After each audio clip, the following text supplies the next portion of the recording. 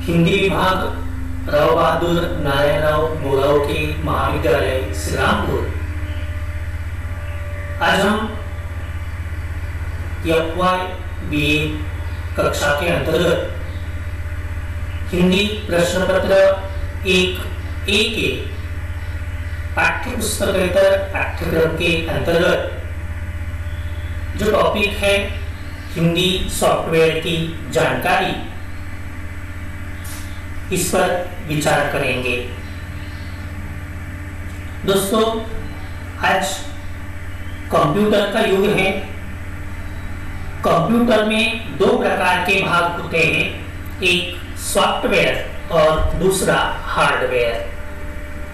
सामान्यतः कंप्यूटर के जो बाह्य घटक होते हैं, बाह्य अवयव होते हैं, वे हार्डवेयर कहलाते हैं। जैसे CPU, मॉनिटर, कीबोर्ड, माउस या हार्ड डिस्क, जो भी अन्य घटक है जिन पर कंप्यूटर चलता है, वह हार्डवेयर है। तो कंप्यूटर का आंतरिक कामकाज, कंप्यूटर का आंतरिक संचालन जिन उपविधियों के माध्यम से चलता है उन्हें सॉफ्टवेयर कहते हैं। जैसे विंडोज, लिनक्स, मैक वगैरह अनेक प्रकार के सॉफ्टवेयर आज हमें देखने को मिलते हैं, जिनके माध्यम से कंप्यूटर का आंतरिक काम चलता है। इन सॉफ्टवेयरों के अंतर्गत हमें एक विशिष्ट सॉफ्टवेयर जिसे मशीनी अनुवाद कहा जाता है, इसकी जानकारी यहाँ पर प्राप्त करनी है। आज जैसा कि हम जानते हैं, विश्व में हजारों भाषाएं हैं। इन सभी भाषाओं का अध्ययन कर पाना, इन सभी भाषाओं को समझ पाना, सीख पाना या इन सभी भाषाओं के साहित्य का या अन्य किताबों का, ग्रंथों का अध्ययन कर पाना एक व्यक्ति के लिए अपने संपूर्ण जीवन काल में कतई संभव नहीं है। ऐसी परिस्थिति में अच्छा साहित्य, अच्छी किताबें हम तक पहुंचे, हम उसे समझ सके, हम उसे पढ़ सके, इस हेतु मशीनी अनुवाद आज एक महत्वपूर्ण कार्य बनता जा रहा है। दूसरा, आज अनेक क्षेत्रों में हमें अनुवाद कार्य संपन्न करना पड़ता है। अनेक बैंकों में या अन्य विभिन्न व्यापारिक संस्थानों में, शिक्षा के क्षेत्र में, राजनीति के क्षेत्र में या अनेक स्थानों पर हमें अनुवाद करना पड़ता है। तो अनुवाद करने में हमें अनेक प्रकार की समस्याएं निर्माण होती है। इसी समस्या को सुलझाने हेतु एक मशीनी अनुवाद सॉफ्टवेयर की निर्मित की गई है, जिस माध्यम से हम अनुवाद को आसानी के साथ कर सकते हैं। लेकिन मशीनी अनुवाद करना एक अत्यंत जटिल कार्य है। जटिल इसलिए है क्योंकि प्रत्येक भाषा की अपनी अलग प्रकृति होती है, अपनी अलग संरचना, गठन होती है। ऐसी परिस्थिति में उस भाषा का अभिप्राय या उस भाषा में कही गई बात का अभिप्राय ठीक उसी प्रकार किसी दूसरी भाषा में ला पाना काफी मुश्किल होता है और मशीन की दृष्टि से वह और अधिक मुश्किल बनता जाता है। फिर भी आज अध्ययन, अध्यापन, अनुसंधान आदि क्षेत्रों में हमें मशीनी अनुवाद की आवश्यकता निर्माण होती है। विशेषतः आज अनेक क्षेत्रों में नित नए अनुसंधान हो रहे हैं। ऐसे अनुसंधान हमें समझने के लिए या ऐसे अनुसंधानों से लाभान्वित होने के लिए हमें मशीनी अनुवाद का सहयोग लेना पड़ता है।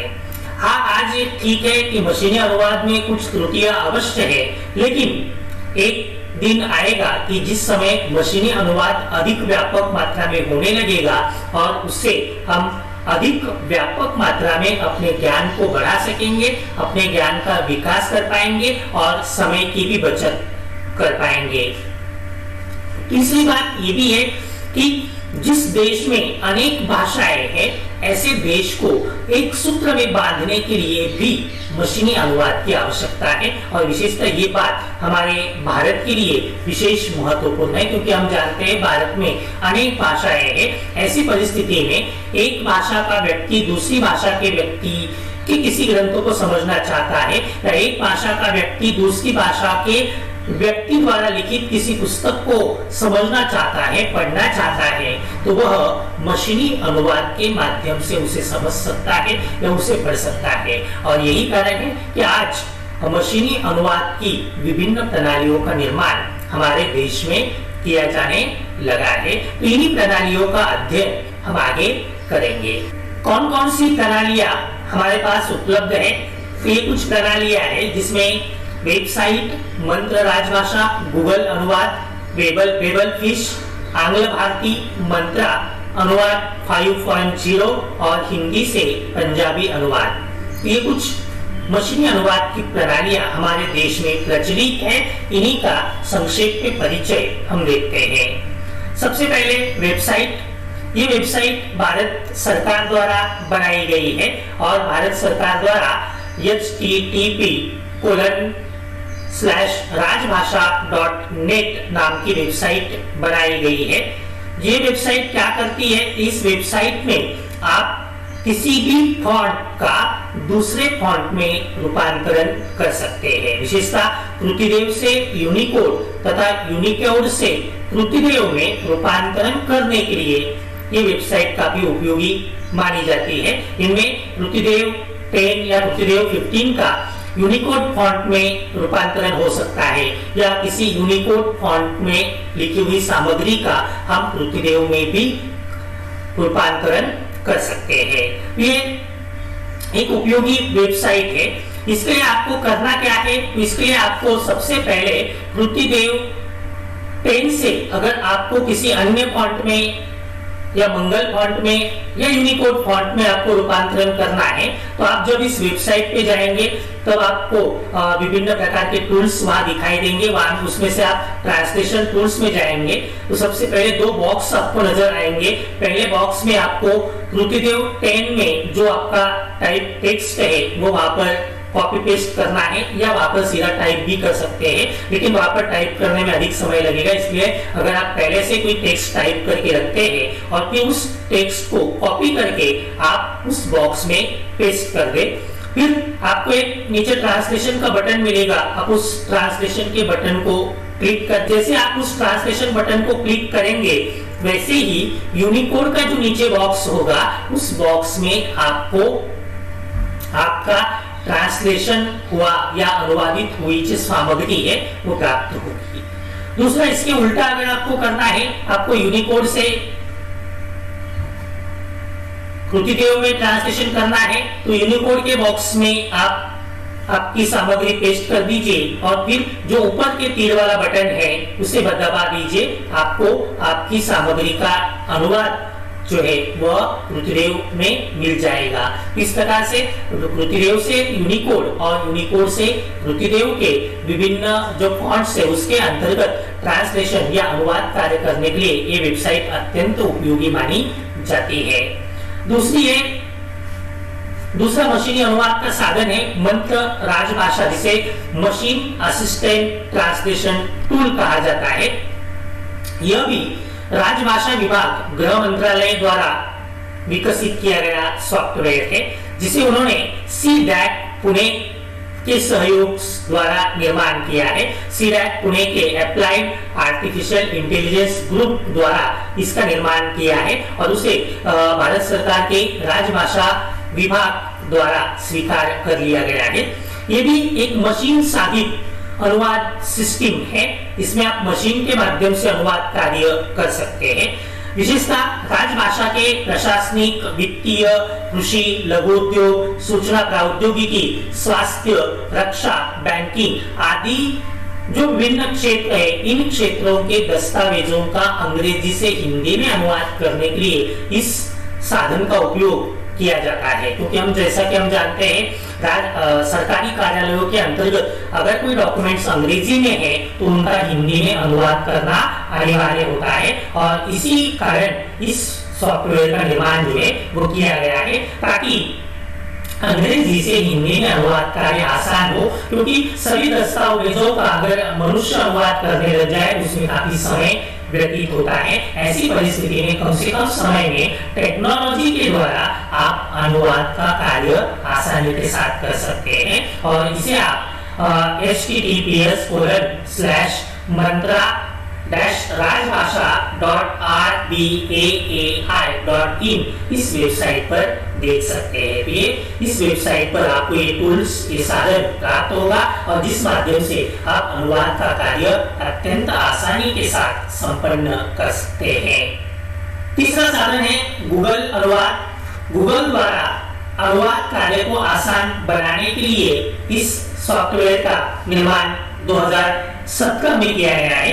ये न्यूरल ट्रांसलेशन सिस्टम है जहां पर एक एक शब्द के बजाय पूरे वाक्य को समझकर ट्रांसलेशन किया जाता है, क्योंकि एक एक शब्द को समझकर उसका ट्रांसलेशन अगर करते हैं तो अर्थ का अनर्थ होने की संभावना अधिक मात्रा में हो सकती है, या उसके भाव या विचार में परिवर्तन भी आ सकता है। इसलिए पहले शब्द अनुवाद होता था, लेकिन शब्द अनुवाद से जो गलतियां होती थी, इन गलतियों को दूर करने के लिए गूगल ने ये एक सॉफ्टवेयर तैयार किया है, और जिस माध्यम से आप बुनियादी जो वाक्य है, जो सामान्य वाक्य है, ऐसे वाक्यों का सहज अनुवाद कर सकते हैं। हाँ, जो अलंकारिक वाक्य है या जो काव्यात्मक वाक्य है, जो लाक्षणिक या व्यंग्यात्मक वाक्य है, उनका इस टूल के माध्यम से अनुवाद कर पाना उतना संभव नहीं है, क्योंकि यहाँ पर अनेक बार वाक्य का अर्थ बदलने की संभावना रहती है। इस परिस्थिति में आप जो सामान्य या सीधे वाक्य, सरल वाक्य है,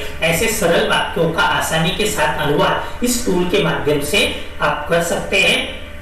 इसमें एक न्यूरल मशीन ट्रांसलेशन का प्रयोग किया जाता है। पहले जो न्यूरल मशीन ट्रांसलेटर था, इससे ये गूगल अनुवाद काफी बेहतर या काफी अच्छा माना जाता है, और आज भारत में अनेक भाषाओं में इसका प्रयोग किया जाता है, जैसे हिंदी, मराठी, बंगाली, तमिल, तेलुगु, गुजराती, पंजाबी, मलयालम, कन्नड़ आदि 9 भाषाओं में आज ये गूगल अनुवाद की जो सुविधा है वो आपको उपलब्ध है। और आप नीचे देख भी सकते हैं कि आप एक भाषा का टेक्स्ट टाइप कीजिए, उसे अनुवादित आप गूगल अनुवाद के माध्यम से आसानी के साथ कर सकते हैं। ये जो ट्रांसलेटर है वो इंटरनेट के माध्यम से चलता है, और इंटरनेट के माध्यम से आप सभी यूजर्स के लिए कहीं भी आप ये ट्रांसलेशन का कार्य जो है वो कर सकते हैं। ये कंप्यूटर पर भी उपलब्ध है और मोबाइल में भी उपलब्ध है। मोबाइल के द्वारा भी आप गूगल से किसी भी भाषा का अनुवाद कार्य जो है वो बड़ी आसानी के साथ कर सकते हैं। अगला है बेबल फिश। ये एक याहू द्वारा चलाया जाने वाला एक ऑनलाइन अनुवाद इंजन है, जिसके माध्यम से भी आप अनुवाद का कार्य कर सकते हैं। लेकिन इसकी कुछ मर्यादाएं हैं, क्योंकि ये अधिक भाषाओं में कार्य नहीं करता। सामान्यतः अंग्रेजी भाषा के द्वारा विश्व की कुछ अन्य भाषाओं में इसमें अनुवाद कार्य संपन्न किया जा सकता है। इसके साथ एक शब्द की डिक्शनरी या कोश जो है वो जुड़ा रहता है, और इस कोश के माध्यम से आप अंग्रेजी से किसी अन्य भाषा में अनुवाद का कार्य जो है वो बेबल फिश के माध्यम से संपन्न कर सकते हैं। अगला है आंग्ल भारती। 1994 ईस्वी में भारतीय प्रौद्योगिकी संस्थान कानपुर ने इसका निर्माण किया है, जिसे IIT कानपुर कहा जाता है। इस IIT कानपुर नामक संस्था ने इसका निर्माण जो है वो किया है। उन्होंने इसके लिए प्रगत संगणक विकास केंद्र नोएडा, जिसे सीडैक नोएडा कहा जाता है, इस सीडैक नोएडा का सहयोग लिया था, और IIT कानपुर तथा सीडैक नोएडा इनके संयुक्त तत्वावधान में ये निर्माण किया गया एक मशीनी अनुवाद सिस्टम या मशीनी अनुवाद प्रणाली है, जिस माध्यम से आप अनुवाद का कार्य आसानी के साथ कर सकते हैं। अगला है मंत्रा। ये भी भारत के गृह मंत्रालय के राजभाषा विभाग द्वारा निर्माण किया गया एक सॉफ्टवेयर है, मशीनी अनुवाद प्रणाली है, जिसे सीडैक पुणे ने निर्माण किया है और इसे ये जो प्रणाली है वह वृक्ष संकलन व्याकरण से ट्री एडजॉइनिंग ग्रामर कहा जाता है। इस वृक्ष संकलन व्याकरण प्रणाली पर आधारित ये मशीनी अनुवाद प्रणाली है और जो भारत के राजभाषा विभाग में विभिन्न कामकाजों के लिए इसका प्रयोग जो है वह किया जाता है। अगला है अनुवाद 5.0।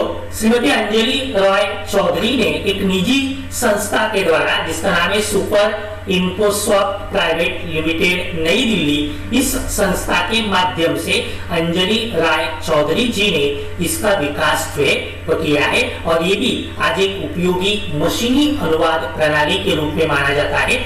इसका काम है अंग्रेजी के सरल वाक्यों का हिंदी में अनुवाद करना। इसमें अधिक भाषाओं में अनुवाद नहीं होता, लेकिन अंग्रेजी के सरल वाक्यों का आसानी के साथ आप इस माध्यम से हिंदी में अनुवाद कर सकते हैं।